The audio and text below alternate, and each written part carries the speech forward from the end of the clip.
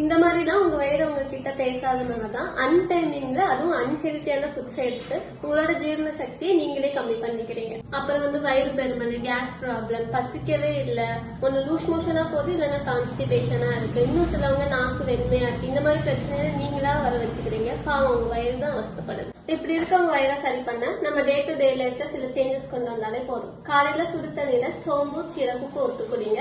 டைமுக்கு சாப்பிடுங்க, அதுவும் பசிச்சு சாப்பிடுங்க. இது கூடவே கேர்டு, சியா சீட்ஸ், பப்பாளி, மலவாழைப்பழம், ஆப்பிள் இதெல்லாம் எடுத்துக்கோங்க. இதுல சீனி, அவரைக்காய், மொச்சை, பட்டாணி, உருளைக்கிழங்கு, ஆயிலி ஃபுட்ஸ், ஃபாஸ்ட் ஃபுட்ஸ் இது எல்லாத்தையுமே அவாய்ட் பண்ணிக்கோங்க. உங்க வயிறையே ஹெல்த்தியா பாத்துக்கோங்க.